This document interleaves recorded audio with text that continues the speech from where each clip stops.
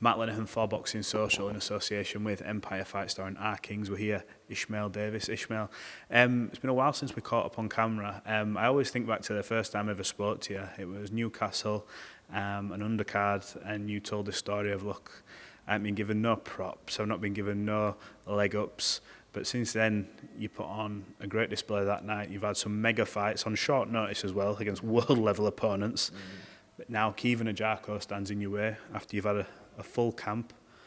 Excited to sort of, I suppose, come back down to domestic level, but with proper preparation. Yeah, well, I took them chances. I'll never say no to a chance. But this is back on the track I was supposed to be on against a good opponent, Caoimhín Agyarko. But I'm ready to just show everyone what I'm about. With a full camp, full preparation, no excuses, and yeah, I'm just ready to show everyone. You sort of saved the show with Josh Kelly. You came in on, a week's notice, if that. Not many people would do that. I don't care what the purse is, but you went into that one. You then got another chance at world level against Bochuk. And look, you didn't come out on, I'm sure, the side you wanted or that you thought you would, even with a couple of days' notice or a few weeks. But have you come away with them experiences taking a lot from them rather than going, it's a loss, but you must have learned a hell of a lot from both of them? Yeah, man, I take a lot from them, especially the Bochuk fight. The Josh Kelly, I just went a bit too late. I'm sure a lot of people will say that. But look, I took my chances, didn't go my way, but I'm still here. I'm still in the gym every day, still working hard, and I want to get to the top, and that's what I'm going to do. Is the hunger for you still the same? And I say this with respect because everyone always talks about how you can't get up and run when you're wearing silk pajamas, that old saying. You've had, I'm sure, a couple of decent paydays from obviously Riyadh season in Saudi. Is the hunger still the same when you're coming back down and you're trying to get to that sort of tick these domestic boxes off on your way back to the top? How does it sort of feel to you, or is it made you even more hungry? It makes me even more hungry because I'm not the sort of person that's like flashy, or I don't get the money and be like, I can do this, do that. It's like, I want to do more. I've got 7 kids. I want to do a lot more for them, more than that money that I got there could give me. So, look, that's just given me a chance to relax a bit and just focus entirely on training and fighting. But yeah, like I said, I want to be a good role model to my sons, and I'm only 30 years old, so it's just the beginning, and I've only just really started my career, so there's a long way to go.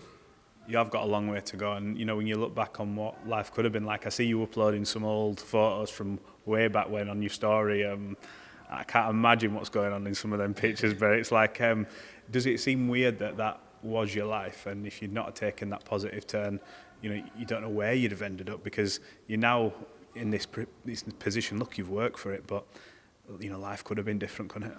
Yeah, definitely, life could have been a lot different. I look back at them and I remember the person I was back then. But look, I'm here to push a good message, and there's a lot of people in the the ghettos, what people call them, that feel like they've got nowhere to go, or they don't know who to turn to. But I'm proof that you can make some out of your life. And yeah, man, sadly I had to go to jail to realise, but I always knew that I was better than the life that I was living, and now I'm living the life I want to live. So yeah, man, it's a blessing, and I'm grateful. Well, look, business to hand. You're on a terrific undercard over there in Ireland. Caoimhín Agyarko stands in your way. He sort of feel like he feels like he was maybe left out in the cold a little bit when his promotional contract had ended. You saw him, he might have featured on a couple of small odds, but then he got his opportunity on Matchroom and he took it against Ryan Kelly. I see there's been a little bit of back and forth between you and Caoimhín. I know it sort of comes with the show kind of thing nowadays, but is it personal to you? Is it business? Is it a case of just proving a point? What is it between you and Caoimhín?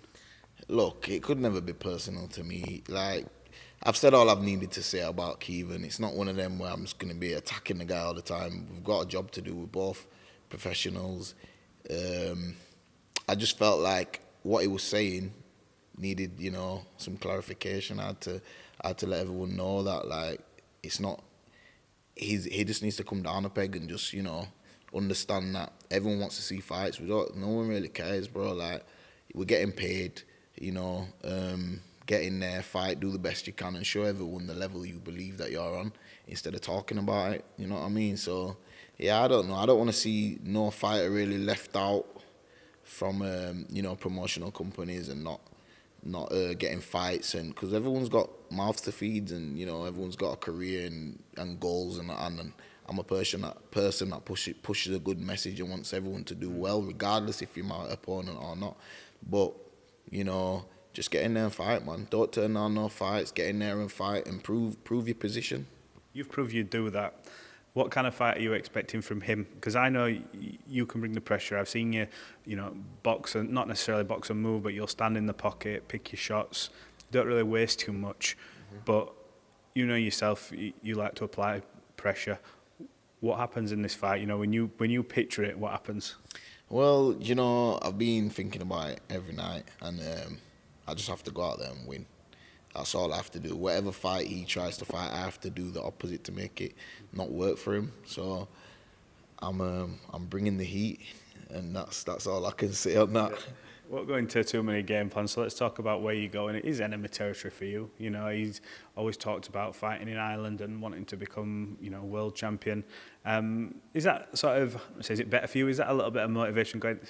I don't mind going into the enemy's backyard. You did it in Newcastle, maybe on a smaller scale, but you know very well that, you know, you'll have people there for him. I'm sure you'll bring a few over, but is that a bit more, you know, a bit more of a thing between your teeth where you go, oh, bring it on? Well, I love that stuff, man. You prefer that, don't you? Listen, I love it, man. You know what I mean? Before boxing, I would go into the enemy turf. No, I'm joking. I'm joking. But yeah, it's like I love it, man. I love getting in there, and you know, there's a lot of people that are going to be there wanting me to lose. So that's another reason for you to go out there and win. Like, just in life, you know, people always hate. People want you to lose. What you got to do is work hard and prove them wrong. I've got to ask you, on the night, obviously, you'll be there. You mentioned there about enemy territory.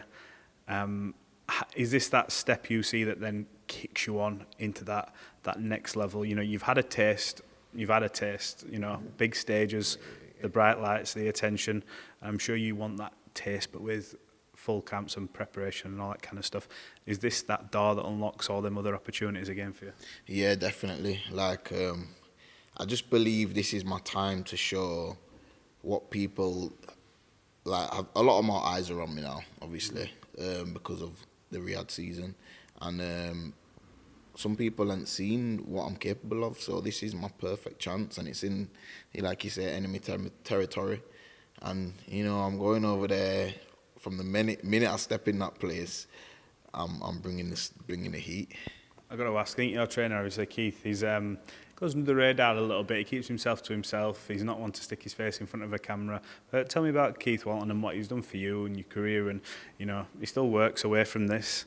But he has a huge hand in this gym yourself. Jack Bateson's obviously got a huge night coming up as well in Dublin against Michael Conlan. What's he like as a trainer, and what's he done for you in your career? Well, Keith was actually a boxer at Rick Manners, one of the older boxers when I started. I probably was, 10, 11. And I used to watch Keith, Justin Newell. He trains as well in my gym. And Keith's just a guy that is there no matter what. He's not just a boxing trainer. He's my mate. He's there out of, you know, the boxing gym in my personal life, because at times I've not been the best person, and you know, been through some stuff. But you know, he's always there for me, and I begged him to train me. Yeah. And I'll tell you a story. Please do. I'll tell you the story. So when I come out of jail, yeah, I was training with Keith sometimes, and then I was training with Mark mostly. But then we begged him to train us, me, Zahid, and Reese. Reese ended up backing out from the deal, but me and Z trained with him. And then at that time I was young. I was still like, you know, coming to the gym sometimes, and then sometimes I'd be partying, I'd be doing this, doing that. And one time he's like, come down to the gym, you're sparring. And then I just dropped him a pin where I was in Ibiza. I've got to tell you, I've had a similar story. Remember when I interviewed Callum Simpson and he goes, this was supposed to be for sparring. I looked at his finger and he was in Dubai. That's the one. And listen to this, yeah. I come back from I come back from there and he didn't train me. He proper fell out with me. And I had to say to him, I said, Keith, do it for my kids.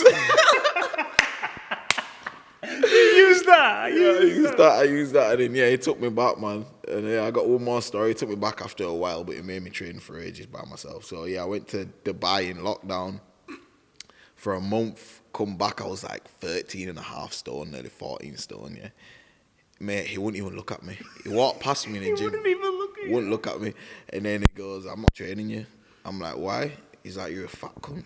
I said, why? What do you mean? He's like, listen, get down to 12 stone and I'll train you again. So I rang Mark. I'm like, Mark, Keith Walton train me. Mark's like, what you done? He's like, just get down to my house every day. We'll train. And man, that Mark and Daryl Kendall, they both trained my cousin Daryl. And then, I got down to 12 stone. I got down to 12 one year, and I said, I'm 12 stone. He weighed me. He goes, I'm not training you yet. Over the path. That's what sort of person he is. He wants me to do well. He wants me to maximise my potential. So, man, I got loads of love for Keith. I was going to say that it shows that he does care about you, because if he'd just thought of you as a mate and come along for the ride, he would have said come back at 12 and a half, but he made you get them extra pounds off. Last one, I was privileged the other day to be in the gym whilst you and Junaid Bostan, little photo went out. You two along talked about fighting each other. You both got good work, sparring, but you two can help each other an awful lot, and maybe one day you will share the ring, but important spars, big helpers. Junaid everyone knows he's a class boxer. We all have things we have to improve on, but I'm working on things I have to improve on, and he's working. And the spar that we had, he was a lot better, man. And his next fight with Fawaz, is it Fawaz? Yeah. I've got full confidence in him. But as you say, man, we're on different paths now. I'm going in a different way. He's younger. He's got more time than me. So, he's gonna do very well. He will do well. Look, if you have I'm in a privileged position, I suppose, to have the trust in that gym to see the spars, but it's, incredible work.